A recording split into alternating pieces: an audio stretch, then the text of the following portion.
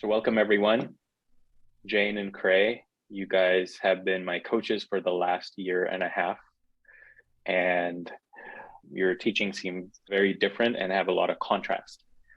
So my intention, my curiosity is like how things are different, your approaches, your philosophies, your teachings, what you actually do in your sessions and all of that.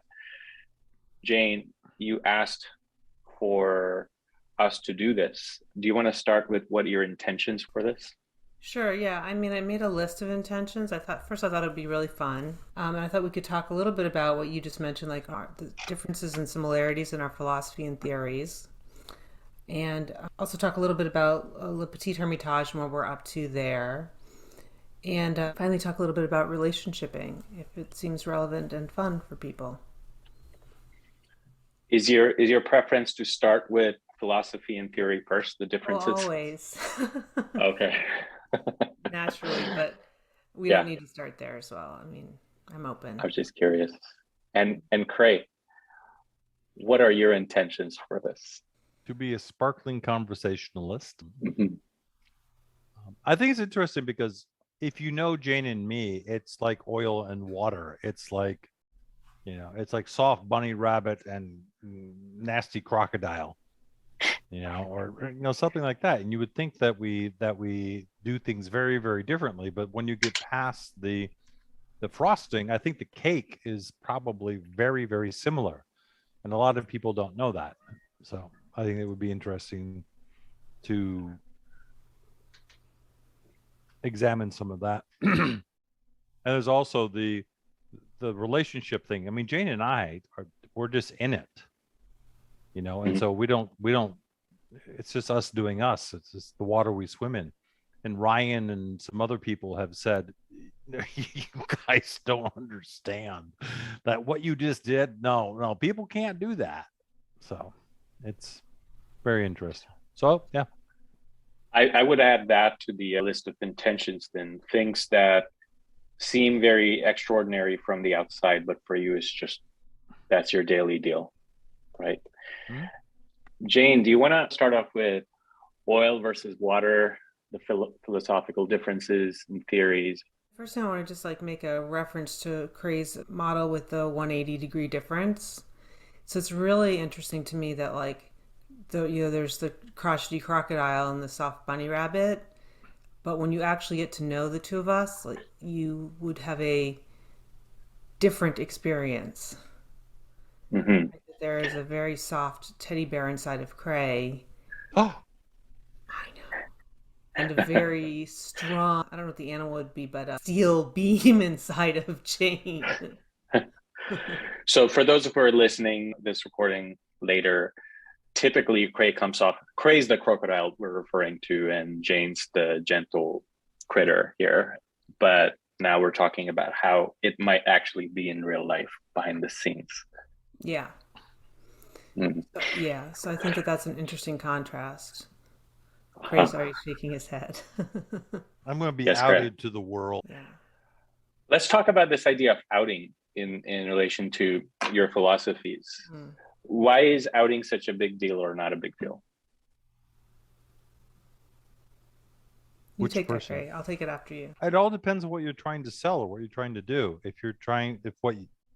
If what you want doesn't line up with people thinking of you as a big teddy bear, if you think that you're going to be less efficacious as showing up as a big teddy bear, then don't do a teddy bear. I don't, I don't think that there's any one real thing in me. I can be teddy bearish. I can be very crocodilish, and for most of the time, I would probably say about 80% of the time, being a crocodile gets me more of the results I want than being a teddy bear. You're coming from what works and what doesn't work Yep. for you, Jane. Yeah, I was holding outing in a different way. I was actually thinking about how public facing Cray can be and feel comfortable with that and how private I am. So Hmm. for me, outing is more about like being explicit in expressing my perspective or philosophy. Like I tend to be one on one comfortable with that, but in a larger public sphere, I'm very quiet about it. Whereas Cray's like he'll put it like he'll put anything out there, and I have to be like, Cray, don't post that. Right? Like that's private. So I was thinking about it in those terms, the outing in the public for public and private. Let's zoom out for a second. And Jane, do you want to share what type of coaching you do and what are your sessions typically like? And then I want to have Cray share that as well.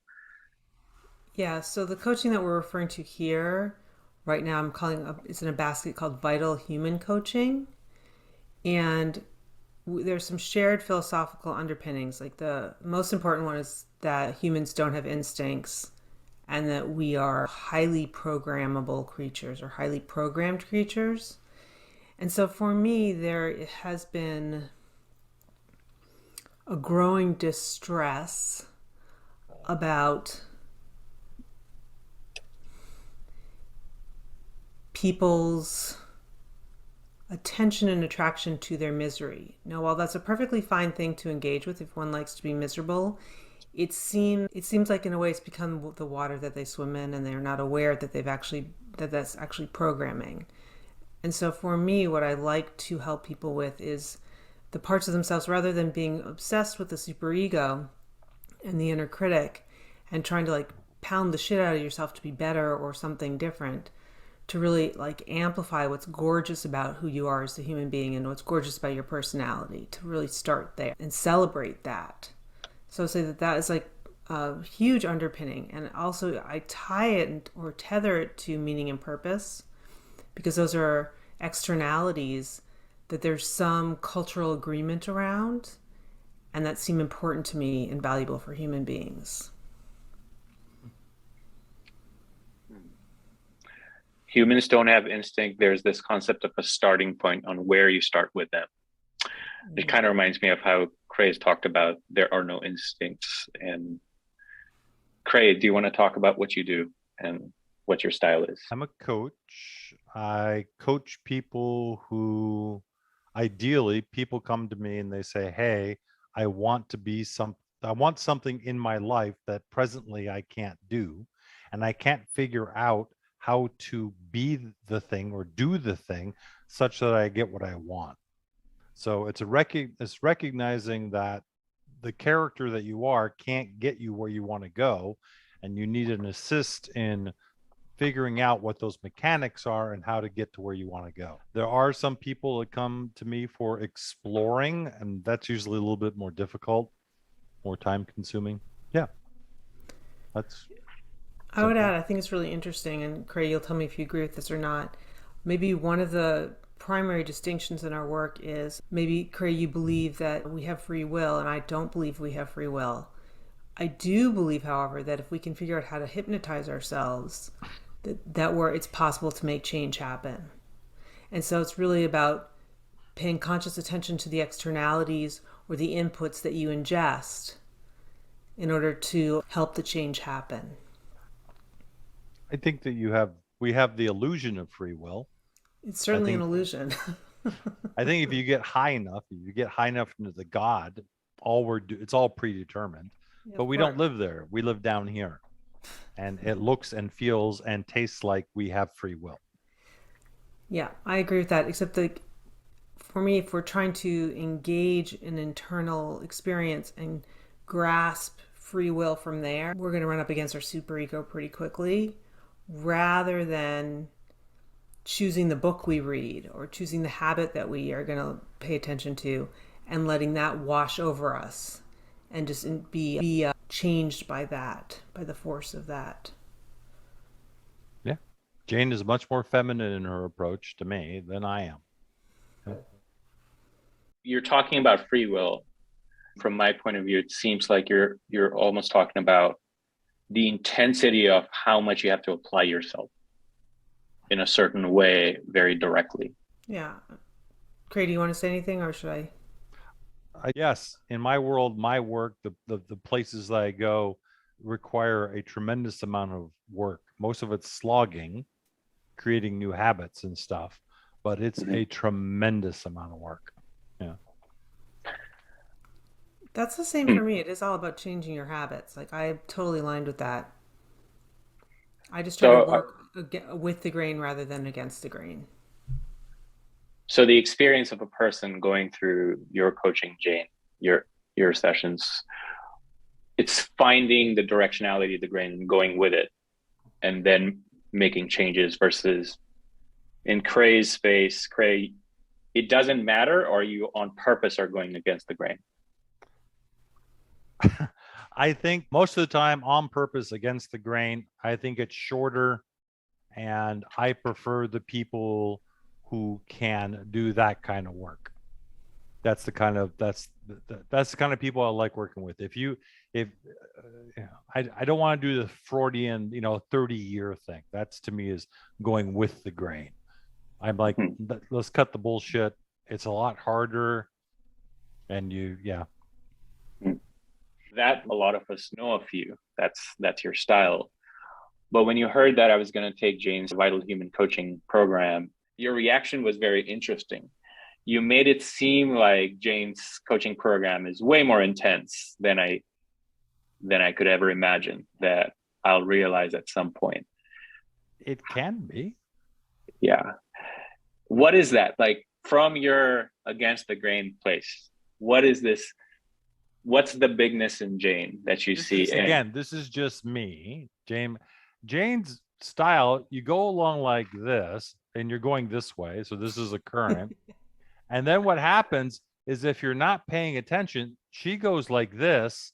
And then all of a sudden you're down deep and you didn't see the changes. All of a sudden you're moving really, really fast. And I mean, for me, a lot of times you're in a very altered reality. And so for me, when you're going across the grains, you feel the bumps. You know where you're going. You feel the pressure of it. Now, with Jane, you don't have to go like this. You can go like this. But given my meaning making about the kinds of moths that are attracted to Jane's candle, more of them end up doing this than not. So, Jane, the way Kraye described it, is that accurate? I hadn't thought about it that way, but I really like the description. It's like when you're working with Kraye, there's like you're paying attention to the texture, like you're in the texture and there's an aliveness of the texture and you're pushing against the texture and the texture's pushing against you. And when you're working with me, it's way more subtle. So you can sometimes often find yourselves in a place that you're like, how did I get here? You're intentionally keeping it subtle. I'm intentionally working to keep the inner critic out of the way. So some of that tension, that texture piece, I'm intentionally working to keep that out of the way so that we are amplifying neurochemicals in a way that like kind of have us feel like we're on a floating, raft in the water. So that it's like it's enjoyable as we settle down, and then we're like, hey, holy cow. Like, how did I get into this river? So yeah. And it's still, for me though, really following the personality of the people I'm working with. Like, I'm working to help them amplify their personality. They're the expert in their personality. They're not going where I want them to go. Like, no, they're going where they want to go, or they say they want to go. I'm just trying to help them get there in a way, help them get there, essentially. But it's where they want to go. Like, if someone wants to hang around and stick in like, like they love the quality of bitter sweetness or of like suffering, like great. So let's help you like stay in longing, for example. So I don't bring my directionality of where I think is better for them to go, if that makes any sense. Kraye, would you call this what Jane just described? How is that not simply reinforcing your primal character?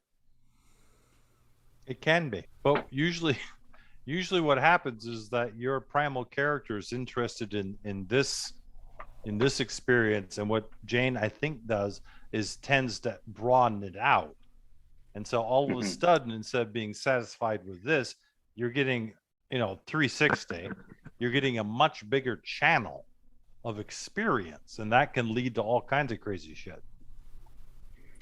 And this is opposed to your process. How would, given those metaphors, how does your thing work? I'm like, I'm like, where do you want to go? And they're like, this is where I want to go. And I say, okay, you have to cross over that many grains and you're going to have to work at it. You're going to have to push. And each of those, so how you're enlarging the channel is by your activity. Mm. And you're coming up against whatever the speed bumps are for you. So Now, did you guys sit down together at the beginning of your relationship and decided that this is how you're gonna super align but make it look so different of a coaching process? Yes. Oh yes. Jane shaking her head if you're just listening to this. Yeah, no. How did this come out to be? Like how are you guys so perfectly aligned? What is this? I mean, you can imagine, and we've been together a long time now, that there have been hours, thousands of hours of conversation between us, especially since we've driven back and forth across the United States multiple times. Mm-hmm. Right? So there's been lots of battles and philosophically smooth conversations. Like we've been at this together. I mean, he's been at it on his own for way longer, but then we've been at it together for over a decade. And still in that, we both still hold to our own styles, but we're certainly like, Mm-hmm. like this is the whole thing about hypnosis, Jaswell. It's like, like we're permeable. Kraye and I are human beings too, and we're permeable. And so, of course, being in contact with one another for all of these years, we are mutually infecting one another. Yeah. Your coaching for both of you, it sounds like coaching is someone comes in, a client comes in, they're not having the life they want, and then you have your own ways of actually getting them to a place where they have a life they want. In your relationships, do you feel you two are at a place where you like everything? Is everything perfect? Are there things that are not exactly what you like or want? The stuff that you're working with your clients, do you apply your work to your own lives from A So, to I mean, B? we could really get into the nuance of whether the work is helping someone have the life they want or not. Like, but we'll put that on the side because I'm not sure that's exactly what I do. But I would say that I am my primary test subject. So I'm always working on hypnotizing myself, right? Like I'm very aware of my capacity to bend spoons, metaphorically speaking, if I can engage the right self hypnosis. Like, so I'm always playing with that. Am I satisfied with everything in my life? No, I mean, I have a chronic illness. Like, do I wish I didn't? Yeah. There's not much I can do about it. And it actually, ironically enough, became the ground for practicing with self hypnosis. Like, it became a great place to play with it because it was so physiological. Like, I could actually see pretty immediately the impacts of self hypnosis. And so then I translated it into psychic self hypnosis. But yeah, I mean, am I content though in my life? Absolutely. Am I content in our relationship? Absolutely. Like we threw away the rental agreements long ago. Mm. Great. How did the dojo work? All the things that you teach us and talk to us about, do those apply to you in the same Every way? fucking day. You're Every literally fucking living day. your teachings. Okay.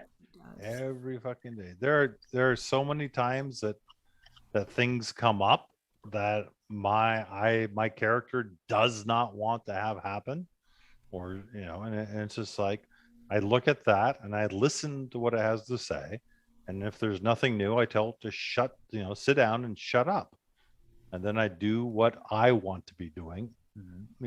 A lot of times it keeps chattering, but yeah, I mean, it was 2:30 yesterday p.m. and I decided I needed to cook the dog food. I needed to make a tiramisu, and I needed to make dinner for all of us in 2.5 hours. and part of me is like, I want to play my video game, yeah, whatever. And it was a good 2 hours, an hour and a half maybe, of telling that part, sit down and shut up. Hmm. Because I know that if I cook when I'm upset or in that grunky place, it's the food suffers. So Hmm. yeah, every day. Jane, you're nodding your head. Are you aware of these internal states of Kraye when he's going through them? Yeah, when he's going through them or when he outs them to me. So it's like I love working on the land here, and there's like an absurd amount to do. And God bless Craig, because Craig's like he'll participate, and sometimes I'll look at his face and I can see that his little wildebeest is joining him for the for the thing. He's like, okay, here we go. And the next thing you know, he's digging like this December when the earth was just starting to freeze. We needed to get some trees in the ground, and he dug 13 holes, 2 feet deep. Or we could also talk about the holes for the posts for the large vegetable garden. And they had to be perfectly even. And there he was with like literally like a measuring stick to make sure that he had dug them perfectly. So yeah, he does the work, and you can see that there's an inner dialogue happening sometimes. Or he'll out the dialogue. Yeah. How does that make you feel when you see that? Well, I mean, it's like it's cray, so it's sweet and delicious. She's biased. As And he in, takes such a good hole; it's unbelievable. I mean, life coach, hole digger. Mm-hmm. seriously. You're in this beautiful house in Maine, and one of the intentions you mentioned earlier was LPH. You want to talk a little bit about it? Le Petit Hermitage. I would love to hear Cray talk about it, if that's okay, Cray. Okay, so when this is probably going to take 3 or 4 minutes, so just bear with me. When I was a small child, I was very confused about what it was to be human. And I swore to God, I saw so much pain and misery around me that I thought it was really stupid. And so I said, I'm going to figure out what it is to be a human, and I'm going to write it down, and everybody can follow the book, and it'll all be wonderful. And that didn't work out so well. So I think that dojo has gone about as far as it can in relationship to individual human beings. I think that the next evolutionary step for human beings is going to be in relationshiping. And I think La Petite Hermitage, LPH, is the place where we're going to start seeing those experiments happen. What happens to all the emotional ranges? What happens to the definitions of relationships? And all this stuff, I think, potentially can start happening here. And I'm hoping that the next stage of dojo, whatever that looks like, is going to start gestating here when people come to visit or people come to stay for however long they stay. Yeah, that's So, kind of like an ashram of some sort. yeah, that's a place to start to talk about it, I guess.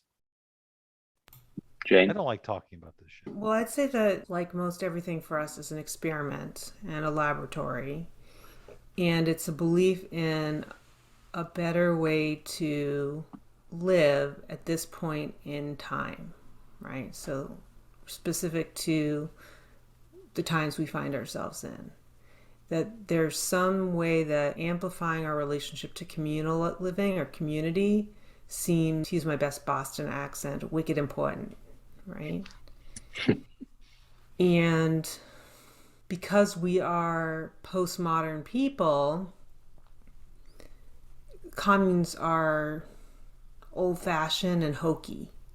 So the reason we chose Hermitage is because while it's also an old fashioned word, it doesn't have the stigma that commune does.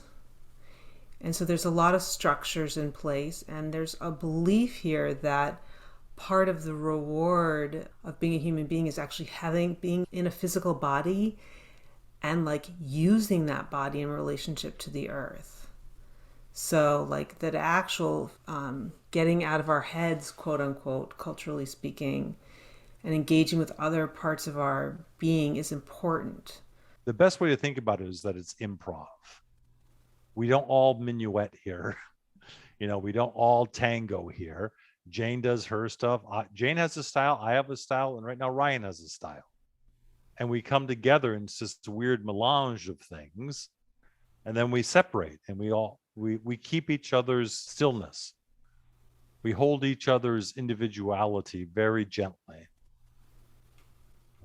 Let's talk about that, keeping each other's stillness, and that segues into relationshiping in day to day. When you say you keep each other's stillness, what does that mean? Jane. Yeah, so we talk about it as keeping each other's stillness and holding each other's solitude. The keepers of each other's solitude. That's a Rilke, or at least it's attributed to him. I think Kraye put it really nicely with the rhythm of the day. Like,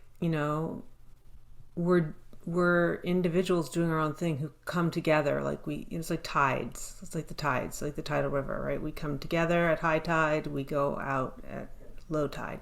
We come together. We go out.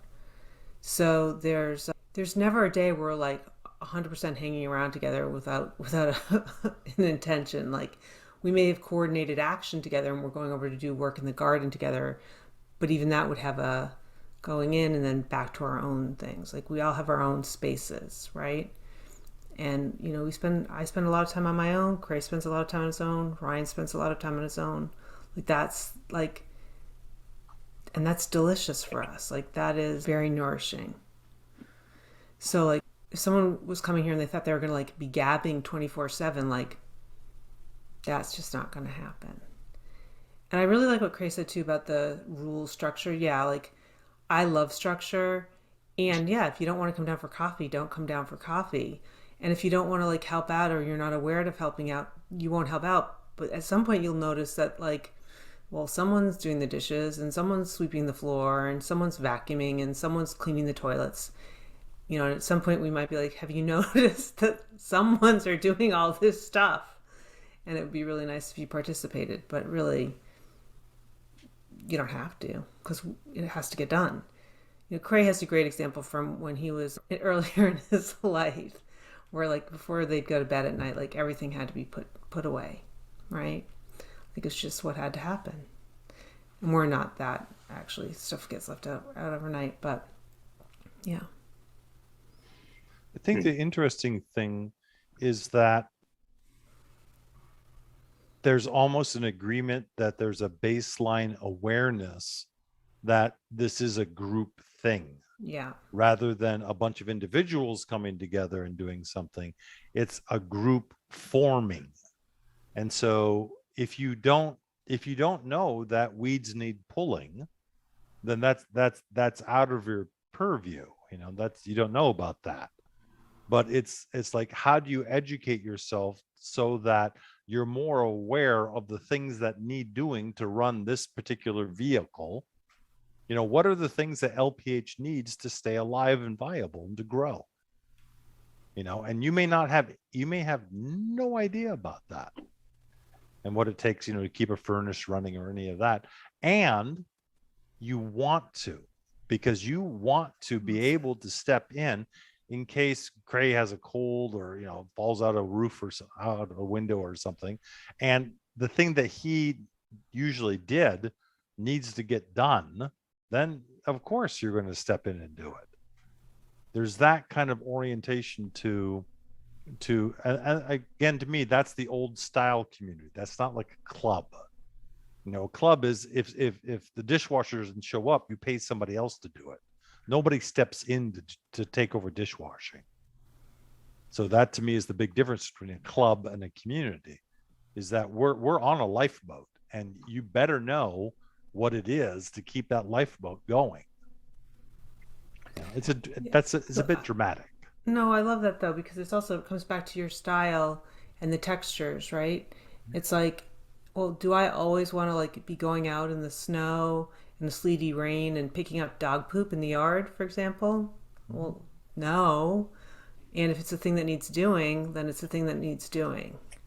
And so I can activate willpower to push into that. There's an old thing from back in the day of why me? Why should I do it? And here it's like, why not me? You use it as an opportunity to grow, use it as an opportunity to change your focus from me, my, I to our. If someone's at ALPH, they'll probably benefit from interacting with the both of you and being around the two of you. And I could see you're synced up in a way that just goes really deep beyond what's available on surface. And yet you keep your work and coaching stuff so separate. Like there's like a clear division. You guys don't mingle things. What's the rationale for that? Yeah, I don't think it was conscious, but like what I'm wondering actually as we're sitting here, the inquiry is this again, I kept coming back to this idea of like being so permeable. Like it may Mm-hmm. be that Kraye doesn't want to be infected with my style and I don't want to be infected with his. I see you laughing, Kraye. Like it may be as simple as that. Like in order, like I'll speak for myself. I take being a particular kind of channel at this point in my life very essential. And so it's like I'm not going to go watch like, you know, a Halloween movie with Freddy the Killer or whatever. Like I just don't need that imprint on my brain. Same as I don't necessarily need like a lot of like of the dojo stuff imprinted on my brain. Like, and I would say vice versa. Like, you know, Kraye doesn't need like Jane's maps upon maps upon maps upon nuance like infecting his psyche. So that would be my supposition of why it's so separate. And then again, I would really point to the fact that it's more the same than different actually. Like there's a lot of overlap in the people that we work with. I think it's like ice cream. Yeah, you can look at licorice ice cream and vanilla ice cream and think they're two completely different things. And in the one area of a particular kind of flavoring, they're very different. But the other 99% of it, it's totally the same. You know, we'll often be surprised that when we get into one of our, 2.5, 3 hour philosophical rambles, that eventually it's these things and we come together in the same place, but we have very different ways of dancing with it. you know I mean, I can't stand her music. Her stuff that she listens to for pleasure, I think is just repulsive. you Ditto. know Kraye like this beat that's like do, do, do, do, do, do, do. yes, and you can see that how she feels about my music. And there's no desire in me to make her like my music. But and this again, when I'm sitting here in my room, I listen to the music I want to listen to. And I imagine she does the same. The other thing that's weird is that when we're in a public space, when I'm cooking, as the chef, I get to choose the music, you know, but I will check in with Jane. If she's in the room, I'll say, hey, is this okay? Is this okay for it to be present while we're sitting here and you're talking to me as I cook? Because once I step out of this room, I get into us out there. So this is my territory. This is my space. You come in here at your own risk. So, and I think I can't remember what your question was. Why do you keep your work, the coaching stuff, so separate? Like, at least from the outside, there is no meet with Jane and Kraye combo session. That would be as an offering. That's like kimchi and vanilla ice cream. Why would be weird? You could do that. But if you want kimchi, eat kimchi. If you want ice cream, eat ice cream. Yeah. And I think one of the other things that it does is it can open you up to the possibility that it's not just Jaswell in there. There's Jane in there and there's Kraye in there. Or whoever else you want to be, that it's not just you.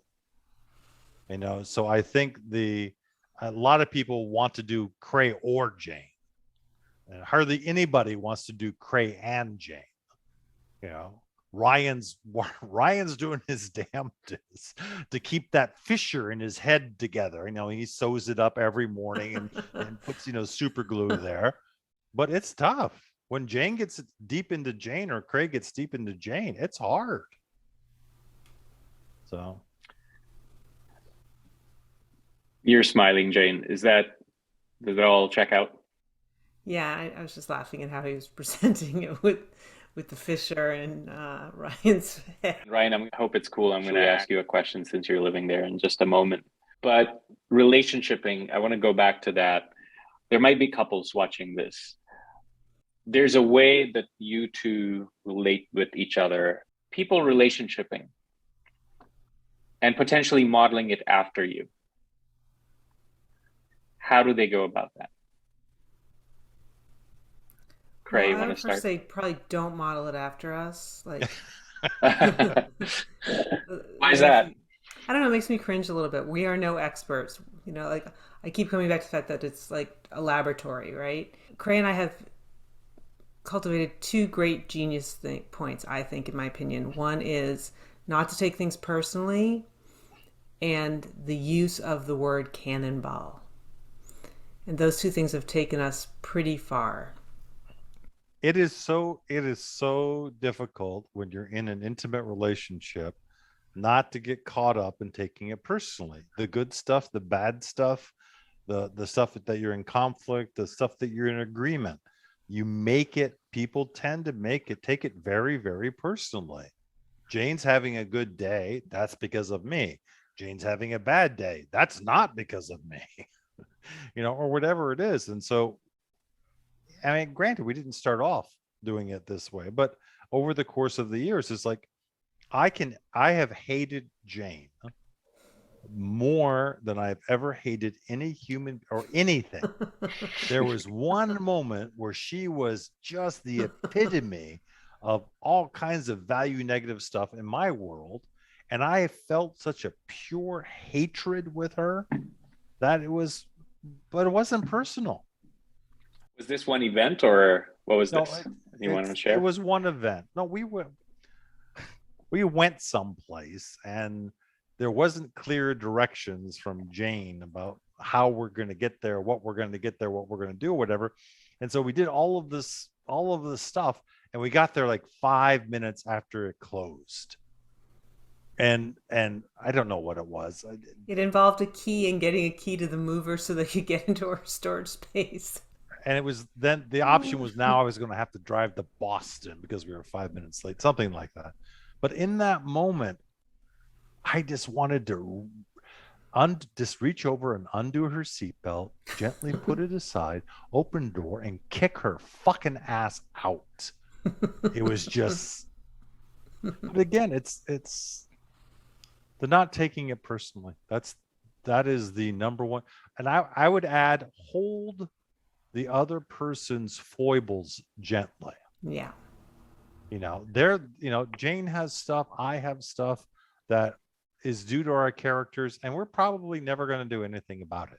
No. And when this is my words, when that little idiotic behavior and meaning making arises and says, you must do this, Kraye, it's really a good practice to say, okay. And he says it just like that. Okay. Okay. Yeah. And when he does, Jane, you're aware that there's this shitstorm going on inside. I am. And then he's aware when it's happening to me because I'll go, yep. Yep.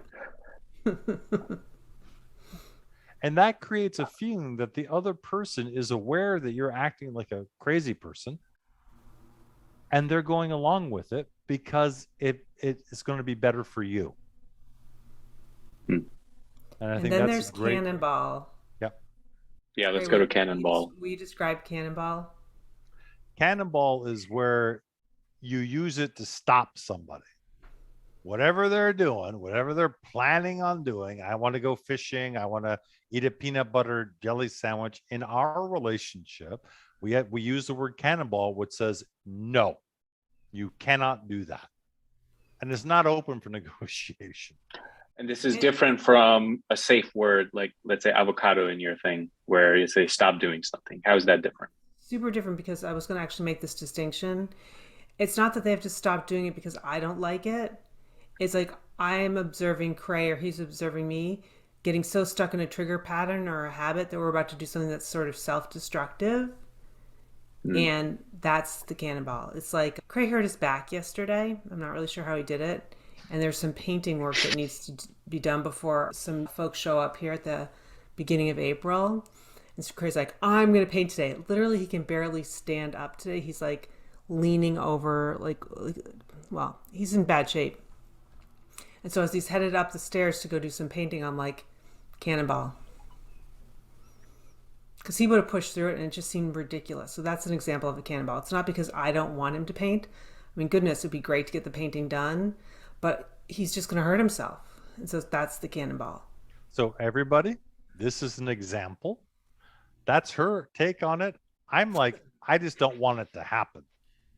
Yeah. You know, I don't care if it's because your panties are in a twist or because Jehovah told you to do something or whatever. Don't do that. And whether it's, the distinctions that she makes lives for her, and that's fine. Fair enough. I don't care. So But when I see Jane about to do something that I think is really fucking stupid, that's when I'm going to cannonball her. Yeah. well, how come you guys don't devolve into cannonballing all the time then? Like I could see that happening between couples. It wouldn't work, right? It wouldn't work. Like there's certainly plenty of times where I see Kraye doing something that I think is self-destructive, but I'm like, well, we know this pattern, here we go. Oh, look, yesterday I ate a donut that had 6,000 layers of sugar on it. And I'm like, this is really, I'm going to feel like shit in 20 minutes. Nom, nom, nom, nom, nom, nom, nom, nom, And so I didn't say cannonball. I mean, I knew exactly the internal dialogue that was going to express itself after he ate the donut. And sure enough, it happened about 15 minutes later.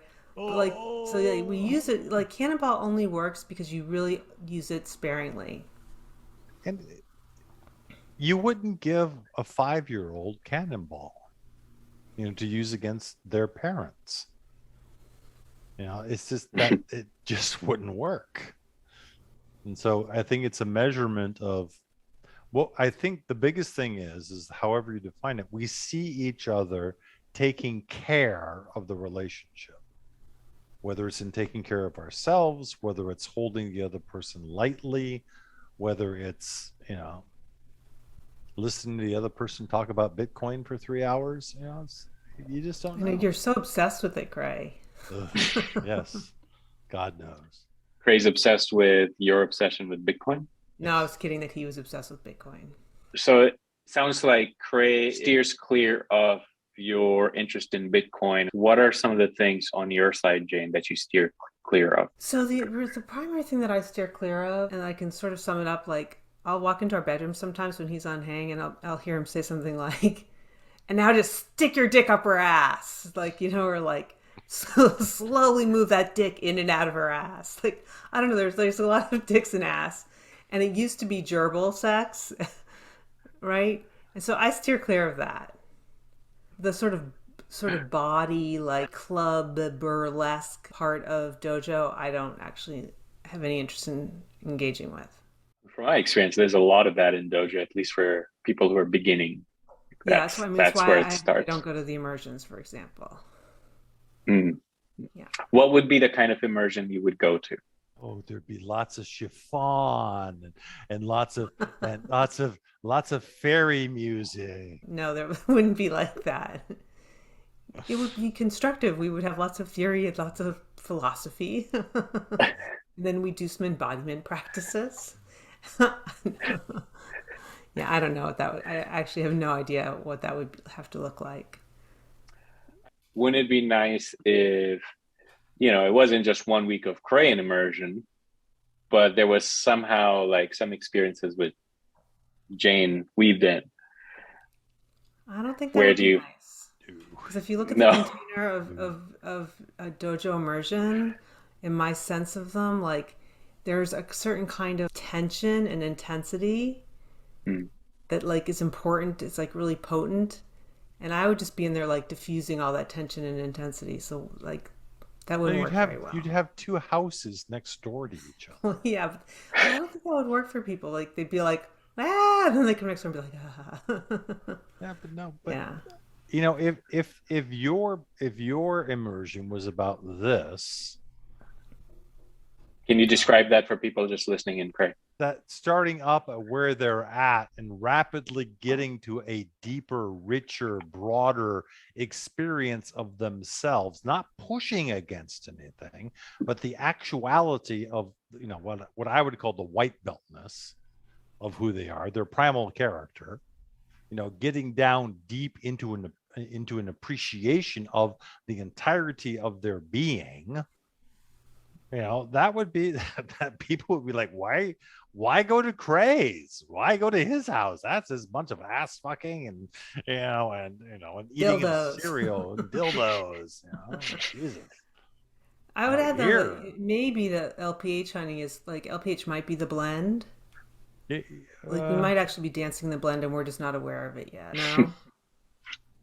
I mean, that's such a mind fuck to me. Yeah. Just a thought.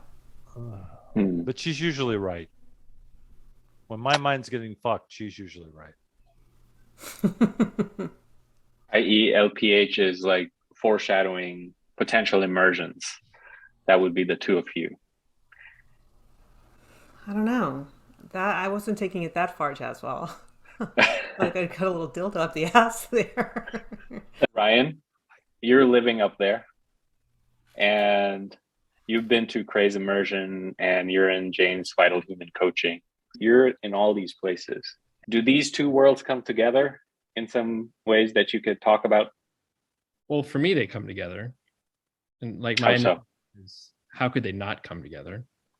Hmm. But I'm experiencing, so I met Kraye first. And so I learned the dojo principles first.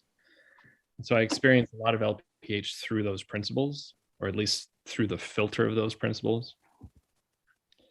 And it's way, way more, I experience them way more the way we've been describing Jane's work than I do the way a lot of people experience dojo. And so that's kind of where the blend fits for me. If that makes any sense. Does it make sense? Your overall experience there is kind of going with the grain, and then you just find yourself deeper and deeper rather than exposure theory in your face every single day. Right. Even though it is exposure theory in my face every single day. Because when part of the reason why I was interested in this experiment is my understanding of how I am in relationship and what it means to be an adult masculine. And so with all these philosophies and all these ways of living, just constantly, it's nothing like where I came from. And so it's always kind of like right in my face, but there's a real rich flavor, a real richness in it that feels like going deeper and broader. And then all of a sudden I'm like, oh shit, where the hell am I? And that happens frequently for me. Thanks, Ryan. Actually, Kraye, this reminds me of, you've used this interesting way of talking about your work, which is if the people in power knew what you were doing, there'd be black cars outside the house and they'd take you in.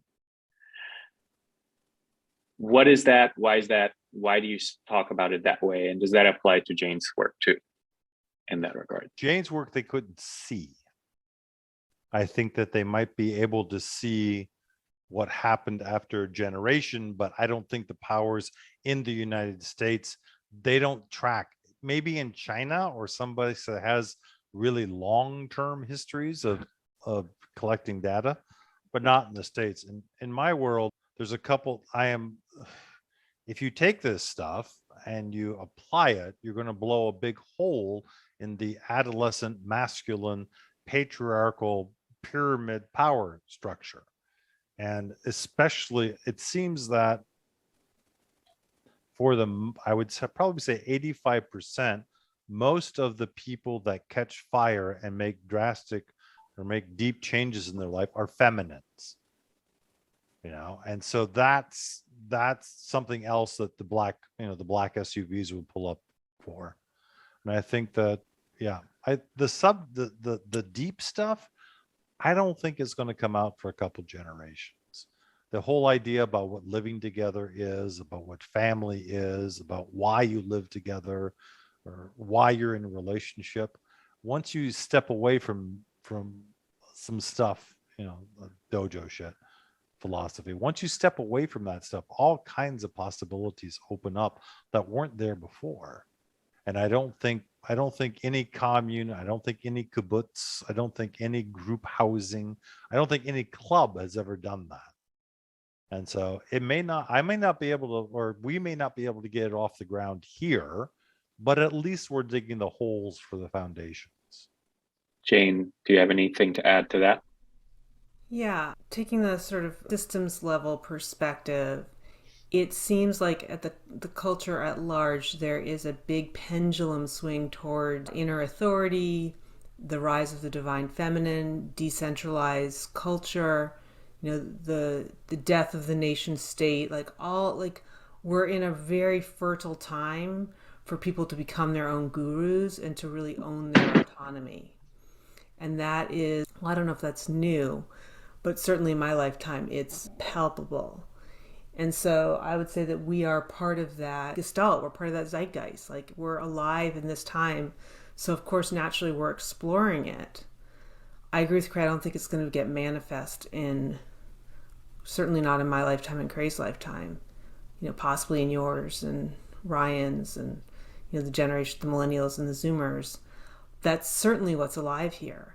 Like, again, another thing I would really say that might be misunderstood about Kraye's work, and it feels really important to me, is that he might, because he has his comportment is large and his presence is big, he might come across as wanting to be the guru, but in fact the idea is to help people find and be their own guru, to actually own their own divine feminine. And that is very dangerous, especially to a patriarchal system. So, yeah. When you say dangerous, as in it will literally eat it from inside and just Yeah, I mean, dismantle it. Yeah. And again, if you are an observer of culture, like, the pendulum is swinging in that direction. We can see it all over the darn place. And then, of course, we can see paradoxes in that where it's swinging in the other direction simultaneously.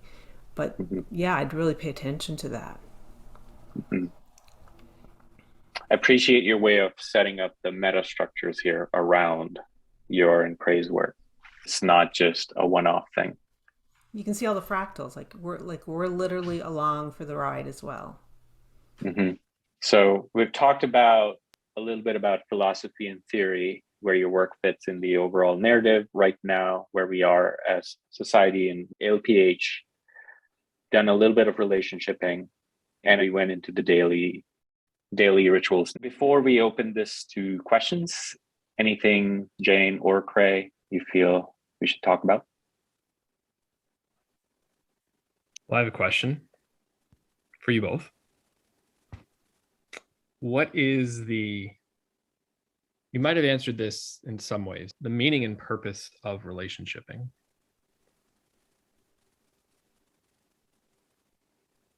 After you, my dear. That's a good one. I can really only speak about that. I can't actually speak about that at the meta level. I can really speak about it at the personal level. Like, for me, it's comforting. It creates a rhythm to my life. It's like a sweet melody. It's safety. It's resonance. It's sharing memories. I mean, it really is these very simple poetic things. It's laughter. Yeah. And to me, that is rich in meaning and purpose. Like, yeah. That's a perfect example of Jane doing this to me. Now, for me, relationship is because you can't get there, you can't get the results you want by yourself. So you're like, oh, and it's just like the melodies and all of the stuff that you can do in a duet, for example, you can't do by yourself. Two, she's the best goddamn exercise equipment I have. She's the thing that's going to fucking grind me. She's going to polish me to the utmost. She's going to break my balls the hardest. She's going to love me the hardest. And that's the benefit of relationshiping, is because you have this ongoing practice partner and you get to know each other really well. And if you're interested in having a spotter or a wing person, that's fucking excellent. So, and that's an example of me cutting across the grain, I think. So. You mean for you, Kraye, cutting across the grain in relation to Jane? That's an example of an orientation to relationshiping that's across the grain, I think. Instead of going with the goodness and the flowing, and that's going with the current, the good current of the relationship, I'm cutting across it, saying that there's purposeful speed bumps that are useful, difficulties that are useful. Question from Magnus. What do you refer to when you speak of divine feminine, divine masculine, and patriarchy? I'll let you handle the divinity, dear. Yeah, I mean, my sense of it is that the patriarchy or patriarchal systems are what we've been living under for, I really not great with history, but many, many millennia. So it's religion, it's systems of religion, organizations of religion, or nation states, or philosophies of thought, or ways of being, rules and order, morality, all of that stuff that as externalities was imposed upon us and set up in a value positive or value negative way. And it seems like part of the patriarchal system has been to create master-slave relations between human beings. And it seems like the divine feminine is the destruction of that. That the divine feminine is this emergence of the voice, of our individual voice, like rising up into a collective. So there's collective is still there, but it's emergent from the interior of the individual. That's how I would understand it right now. And it aligns with this idea of the guru culture and spirituality, because we find ourselves in spiritual circles where, there's a lot of very sexy spiritual teachers, philosophically sexy, who may unconsciously be wielding master-slave relations, or like really setting up a hierarchy, and the divine feminine actually would come in and like take a dagger to that and cut that, so that in fact we can learn to be our own divine feminine, be our own inner guru. That's the best I can do at this point. I don't do divine feminine or divine masculine. I don't do divine. Patriarchy is a system of power that has what are described as masculine characteristics. Me, my. What are the results for me? And I mean, again, this is cartoony language, and yeah, I guess that's the best way I can put it. There's not a lot of inclusivity. There's not a lot about thinking about other people except as the ends to a mean. And the difficulty is that all of history, from my point of view, is through the eyes of a patriarchy. So I don't think anybody has any idea what the feminine is really about, because it's always seen through the lenses of a patriarchy. And so I think there's some exploration that I don't know who's going to do it, but about what feminine could be, rather than oceanic versus rocks or whatever it is. Travis, you have a question? Yeah, in my past relationship here, I've had a lot of experiences with polyamory, and I've also had experiences of just having her and I focused on each other. And I can see how, like, the highest form of a relationship could be just with one person, and going very deeply into one person, and having these experiences that are so like to the 100th degree, more so than just like having a friendship, or with all the intensity and appreciations for each other that are built over time, and just all the things that come up. Do you guys think that's equally possible in polyamorous relationships? Or do you think it takes away from some of that depth and that nuance? Or do you think that it actually increases it? Again, I can only make it really personal to me because I don't know, like for the larger collective, how it is. I think if starting an intimate relationship at the same time as doing polyamory would have caused a lot of challenges for me, because all that stuff you're working on early on in a relationship, that's about, in my world, like trust and safety and connection and intimacy, that would have been very disruptive. I think I probably would have been triggered most of the time. Kraye and I have now been together a long time, and we're sort of like old, we wear each other like old sweaters, like comfy old bathrobes. So it feels like there's probably more space for it now. But what I love is the fact that I've grown with somebody else, and we are just like old familiar blankets to each other. So for me, that's what intimacy really is. Like the intensity of like new relationship, and that kind of intensity is very delicious, but it doesn't hold a candle, in my opinion, to the sweetness of something that has like long-standing legs. Like, and I'm truly like, the sadness for me is that like Kraye and I won't have 50 years. Like that it will be a shorter time, just the two of us, than that, because it's that delicious in the sweetness. I think philosophically that the end result is polyamory, but I don't think that you can go into polyamory as an adolescent and really get more than fun. I don't think that you have the equipment. I think that you have to do something to get your attachment shit done, and get that basic shit done that was traumatized when you were a kid. Once you can get that done, then I think it's open to anybody. I will never, I don't, I love people.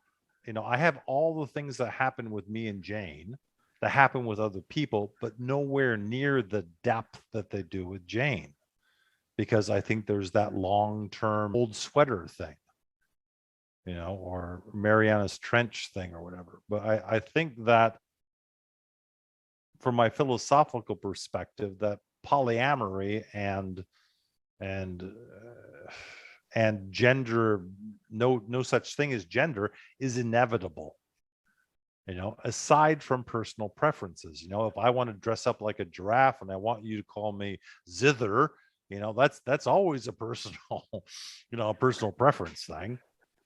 But I would, people are starting out learning to ride a bicycle. I'm like, get some training wheels. If you're starting relationships, do it monogamously. Do that first, because the tendency is to get away from your shit by diving into a distraction. So that's just my old man advice. Do you agree with that, Jane? Yes, I do agree with that philosophically. Hmm. I don't think it's like we'll necessarily have that word and that structure, but I think that the blending is where it's headed. Jane, do you ever feel envious or jealous in how Kraye is liked by, or is so intimately close to so many people, or at least they think that? I don't know if Kraye thinks that, but I would say early on, like probably the first couple of years of our relationship, it felt threatening to me. But now, like, good on him. It's a beautiful thing. Yeah. what changed? Time. As in, you got used to it, or it just desensitized, or you got wiser in some ways? I mean, I guess just to say the intimacy of time. Like, we're just like, where I may have felt a threat, I don't feel a threat anymore. I still get threatened. When Jane is gushing over a very much younger, very much more fit than me and has more hair than me and whatever, and she's saying, "Oh my God, he's just amazing." There's still a little bit like grumble, grumble, grumble, but it's okay. I'm like, when Jane glows, I don't give a shit where she got it from. If she's turned on and she's alive with life, and she's walking two inches above the ground, and fuck, it's gorgeous. Most of the pleasure in my life is the deepest pleasures I have is Jane being turned on in any one of a number of different ways. And so yeah, if I was younger, if I was 20 years younger, and she'd be dead by now, and I would have committed. It would have been a murder suicide. But so time for you as well, Kraye. It's not just time. Anybody can repeat the same day for 30 years. It's the not taking it personally bit. It's the willingness to hold her loosely, to hold her being, but hold it really, really close. But not to be trying to direct her in any way that I think she should be going in. Jane, would you call yourself a life coach or a career coach or a relationship coach or just coach? Probably just a coach. Based on Travis's question, since there's no more direct questions, I'm curious if someone was like, I am having issues because my partner is interested in this other person or these other people, and she gets turned on by this, and that bothers me. And I'm not having the life I want. I'm curious what your approach might be as a coach, like if somebody showed up at your doorsteps. Mostly in my coaching, I'm not coaching around relationship. I might be coaching around the lack of a relationship, but I'm not coaching around relationship. Yeah. So you might coach them about where they're coming from, where they have this fear, or? No. Mostly I'm coaching around meaning and purpose. Like I have a very narrow band that I coach within. So if I met someone on an intake and they're like, they wanted to coach on sort of that conflicted area in relationshiping, I'd be like, I'm probably not the right coach for you. Gotcha. Okay. Yeah. It's too much against the grain work, too much effort. Speaking of which, Kraye, what would your approach be if someone showed up? I think the very first thing is to be clear on, is this a pattern? If it's a pattern, the evidence is that a stronger part of you wants this than what's different. All right. And the third thing is, I understand that your character isn't happy with this, but what is it that you would rather have other than what you do have? And then to get, some more clarity about what that is. That would be the three initial questions about. Jane has a clear, well-defined set of things she works with. Would you call your coaching that same way, or is yours more broader and just applies to it, whatever? Mine's broader, but way more specific. I'm like, if you're not gonna go across the grain, then you're probably not gonna want to be here. If you don't, that would be my narrowness. Is like, you're going to have to break some sweat. This is Navy SEALs. This isn't, sitting around drinking tea with your finger extended in cucumber sandwiches. If you're here to feel good and you want your hand to be held, I am not the coach for you. If you're more or less happy with the way your life is, don't talk to me. I will fuck up your life. Guaranteed. Jane, in light of that, just going back to the difference and just kind of tying it back to the very beginning. And I have two words for you. Psychic exorcism. Oh. Yep. Put those earbuds in. Get ready, earbuds. We're going for it. We're down here. We're talking psychic exorcism. I don't know how the fuck we got here, but here we are. That's the territory. So like existential angst, psychic angst, that's where I work. more as like a internal upper left quadrant inquiry, right? That then I find a relationship in that to the system wide, the meta. So that's where I work. Like if you think about somebody who is psychically unwell, we can do that. We can pull out that unwellness. When you say it that way, I feel like Do you see, uh, Jaswell, do you see that? yeah. We're cruising along with Jane, la la la, and all of a sudden we're like, psychic exorcism. And they're seeing the little kid with their head spinning around, vomiting green stuff everywhere, and demons. That's Jane for you. I mean, if I was to say more about that, it's just that a lot of it is stuff that we're subject to and is the water we inhabit, and we don't know that we're inhabiting it. So that's part of the work, is to clear that out, right? To be clear of where we are. And then the exorcism work is it's much easier. I'm like, back up, everybody. You don't understand the formula, but if you let that meme get into your brain, you're It's a great meme. Oh, it might be. Yeah. But if people are, like pain points around relationship, and I'm not the right coach. Yeah. I see. Micro pain points. Yeah. Yeah. Would you call Kraye your exercise equipment, Jane? No, I don't have that same frame of reference.